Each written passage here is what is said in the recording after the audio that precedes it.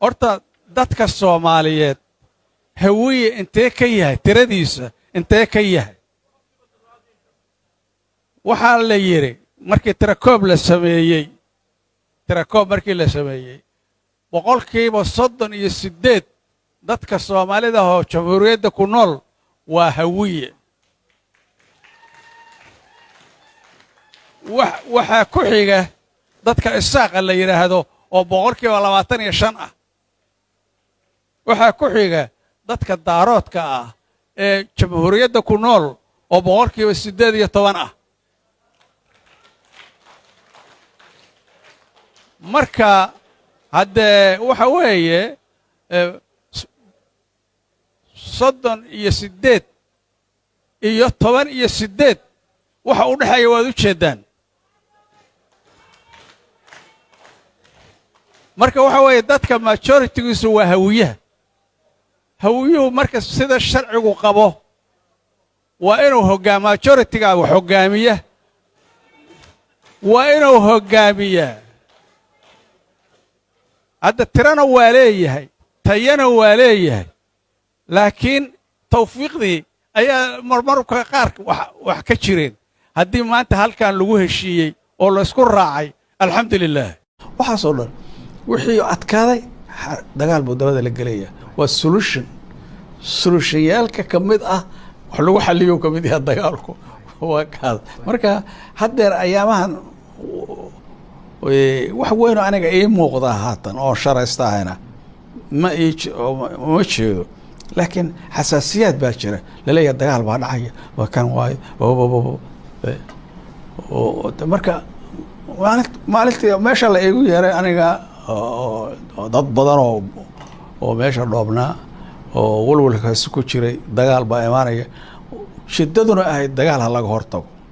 war dagaal ha la iska daayo dagaal hadduusan noqon solution lagama maarmaana oo barakalay ah hadduusan noqon ha laga maarmo waxaasaa meesha lagu hayay aniguna haddee marka waxaa soo gasha marka horta muxuu ka kooban yahay dadkan hawiyaha dadkan ama meeshan sooga muxuu ka yahay percentage-ka maaragtay dadka Soomaaliyeed ee intan ku nool saasay ku soo baxday statistikadaas saasay ku soo baxday waaya waxaa tahay generaal ciidamada ka tirsan xoogga dalka Soomaaliya muddana ka soo tirsanaa ma aragtaa hadalkaagu inuu abuuray kala fogeyn dadka Soomaalida dhexdooda ah ma arko haddii qoftii awalba hadday iska rabto inay iska waxoo sheegto waxa la hashim qaarka diidaysaa meelaha daldaloolay ka fiiridaa ninkii awalba rabay tirakoob waa wax caalami ah adduunka oo dhan ku dhaqma ninku waa ka murmi karaa ama si fiican loo sameeyay waxa soo dhici karaa laakiin haddii mar tirakoob la yiraahdo muxuu sheegayaa suuq muxuu hayaa haddoosan tirkoobku ku qancin yaa sameeyey walaalkiisaa sameeyey daaroodka hadda qayliyaya dadkan daaroodka qayliyaya waxa uu sameeyey nin daaroodha sameeyey bahalka nin hawiyaha ma sameey nin isaaqoona ma sameey haddana saanay ku soo dhamaatay waay waxaa hadalkaagii hore ka mid ahaa waxaa jirta cabsi ah in dalku uu dagaal ka dhaco maxaa shakigaasi keenay maxaa abuuray hadalhayntaas والله هذا تصوح المليء يون أنت هدر ما أنت اسكوها يسطا إن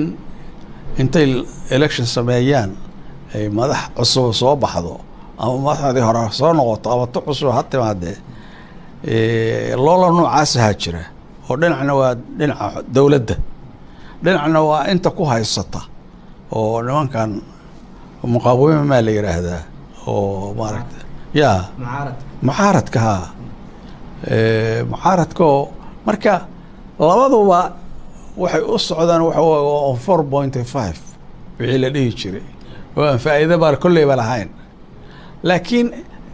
qolaba waxay rabtaa in qolada kale xusul ay soo reexdo marka anu waxaan dhaylaa war kulleeba meel fiican nooma wadaane almeeno ku heshiiye meeshaas aad u wada socotaan oo waxa yaanna ninka kale dhihin maaragtay waxba ma ahan iyo kan haddaad isku buuqdaan qaraxa dhacaya markaas marka waxaan ka codsan lahaa waxaa weeye inayan dusheeda ku dagaalamin oo ay maaragtay meeshaas xuntaa ay nagu wadaan oo qariban inay heshiis ku noqdaan. intaas waa intaan ka codsan lahaa. si guud xaaladda dalka uu xilligan marayo maxaad ku qiimeyn lahayd? wallaahi hadde waxaan ku qiimeeyaa ma fiicna ilaa iyo carta laga soo bilaabo dowladday ka dambaysa waa kasii xumaanaysa 193 dowlo oo adduunka ah midda ugu xunaana oo ugu hooseysa ayaa nahay.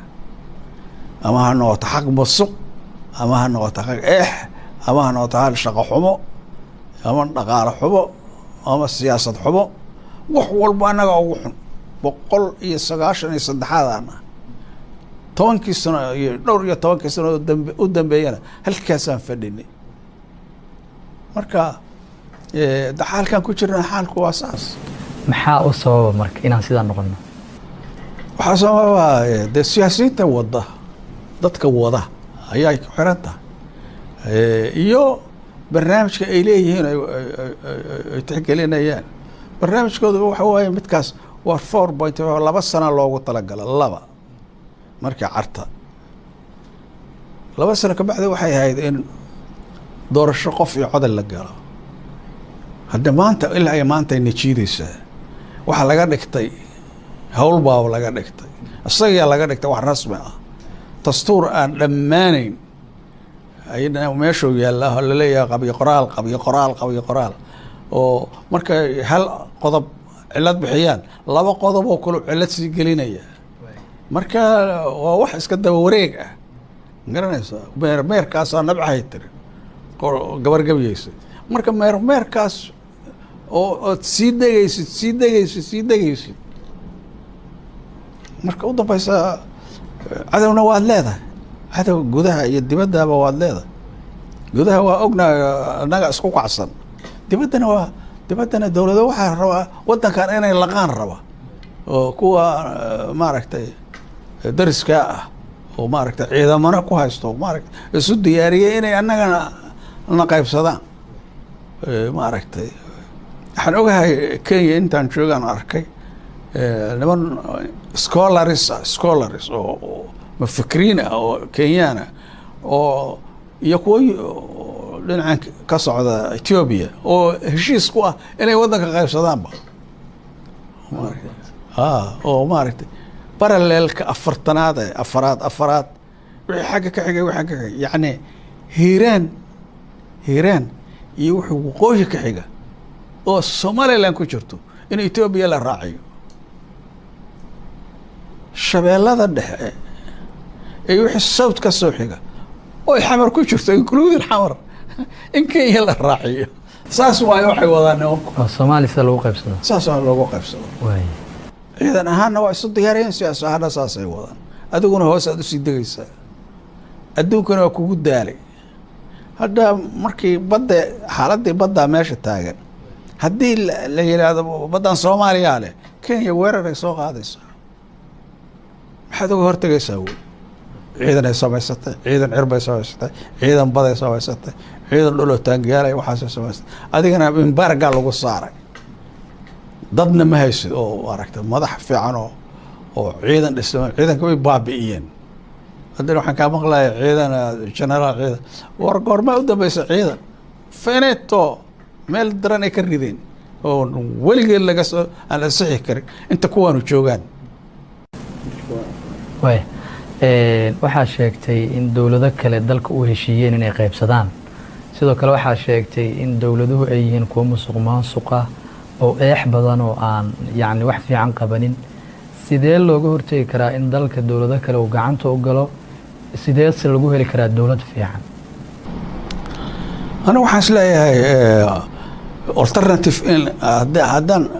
haddaan 4.5 ku socono meelan tegayna male. aakhirkeega waa degaynaa. aakhirkeegana waxaan khatar ugu jirnaa nimankaas say wax u qaybsadeen inay nala ku xukumo oo security councilka la yiraahdo inta la tago nimankaanu ma soco karaan, dowlad ma noqon karaan la yiraahdo. security councilka inta tago security councilkan maanta Kenya kuwa Africa u fadhida garanaysaa labadooda ku hadday la yiraahdo saas aan u qaybsano ma ku kala leexanayaan ayaga dhafcooda isqaqayaana oo waxaan maqlaayay Ethiopia waxay rabtaa wax saayida marka xaaji abi oo Soomaaliya ku saabsan ya oo dhulka Soomaaliya oo waxaan maqlay waxay tiriya leeyahay Kenya Jubaland kaliya qaadato inta kalena aniga waa Kenya ayay waa qaybtaas biyana wal meeshiis ku hal waa maxaa waxaad ku hadlaysaa fiiri adiga weli taageero nool ayaa lagu qaybtaada loo hilibkaaga waa lagu dagaalamaya ma garanaysaa my god marka waxa weeye alternative waa la heli karaa laakiin yaa u dhaga daloola yaa u dhuun daloola yaa raba alternative waxa weeye in technical government la sameeyo technical government governo oo farsamo oo nin prime minister uu xukumo oo 4 sano wadanka maamula oo ma garanaysaa dastuur cusub sameeya oo xisbiyaal cusub sameeya sidii Somaliland 3 ah halkaas laga soo qaato khibradda oo ma aragtay hay'adihii dastuuriga ah oo dhan dhamaystira 4 sano wada marka u dambayso 4 sanadood ay soo dhowdahana election sameeya baarlamaan sameeya baarlamaankii uu madaxweyne doorto madaxweynihii uu prime minister magacaabo baarlamaanka majority-ga ku leh intaas markii dawladda technical-da ay samayso oo madaxweynihii joogo soo waxday dhowdahay oo 10 bari ay waxyaalahaas ay ka hartay 4 sano ninkan prime minister-ka inta tago oo madaxweynaha u tago inuu ku wareejiyo xilka iga qabo waatana dawladda wareysanta adiga waa kana prime minister-ka waa kana baarlamaanka waa kana ahlan wa sahlan markaas dawlad nadiif iyo dastuur nadiif iyo wax wala oo maaragtay waxa laga alternative kaliya oo jira waa midkaas hadda waxaa la isku hayaa arrimihii doorashada Soomaaliya oo maamul goboleedyada iyo musharaxiinta mucaaradka ah ay diidan yihiin dawladduna ay leedahay doorashan qabanayna maxaa is leedahay arrimahaas xal way u noqon karaan ma hada xal waa 4.5 kan ku sheegay waxa weeye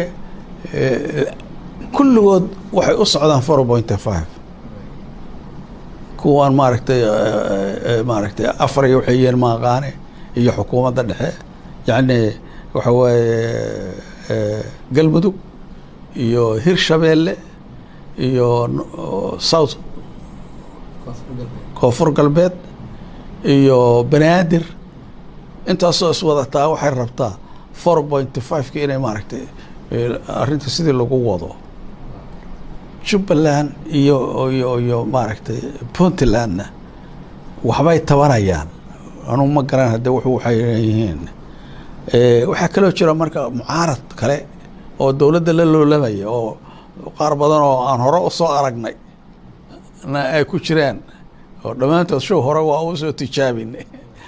ma garanaysaa oo haatan nin qayr soo wado inuu ku dhex jiro anu malayn maayo hore loo soo wada arkay wax yar boogiye marka kuwaasuna ayaguna dhinacooda ay ka ordayaan hadda intaasoo ishaysata oo isgarbinaysa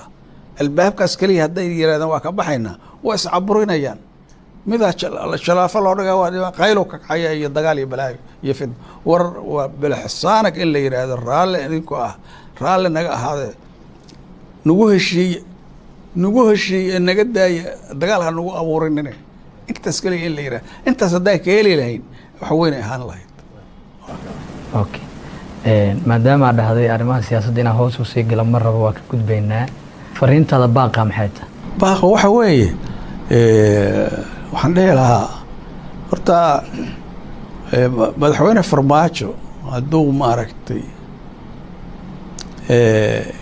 waa u jeedaa meeshaan inay sharaf ka soo socon hadduu inta ilaahay silaah ka dhigto oo yiraahdo waxaan ma soconayaan go'aanka technical-an sheegaya oo asagu go'aamiyo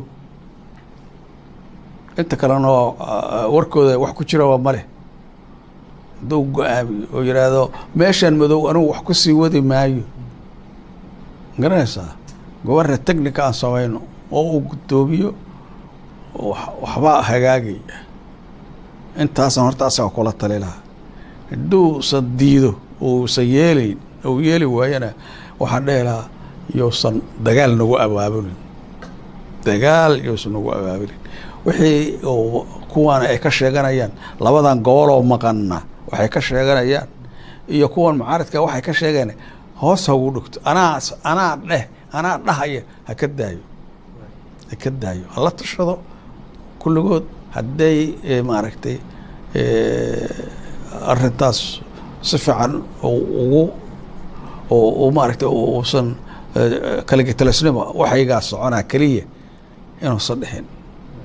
oo maaragtay asagii ninkan prime ministerka cusub hadeer isagoo yaha boogiya aniga maaragtay inay u tanaasulaan dadkan oo waxa laga sheeganayo inay maaragtay haddee laba goboloo waaweyn oo dhulka Jubbaland iyo Puntland iyo dadkii deganaa oo maqan walaa lasii kala gogo'ay haddana ma sii kala gogoyne waxaa suurooda inay dowlad ku dhawaaqaan markaad ka tagtid inay dowlad ku dhawaaqaan madax banaan wax aqoonsadeen ma weynayaan cadowga Soomaaliya oo dhan aqoonsanaya marka arrintaas ayayna gaarsiinin oo yayan cayaar ma ahan Puntland iyo Jubbaland cayaar ma aha hadduu ka tago ayagoo maqan waxaa suurooda inay waxaas ku dhawaaqaan aqoonsina ma weynayaan markaasna waa Soomaaliya waa u dhamaata Soomaaliya u dhamaata guud ahaan daawadayaal intaas ayaan ku soo gabagabeynayaa barnaamijkii diiradda oo idinkaga imaanaya Muqdisho waxaa idinla socodsiinaya anigoo ah Maxamed Cabdullaahi Baxnaaniye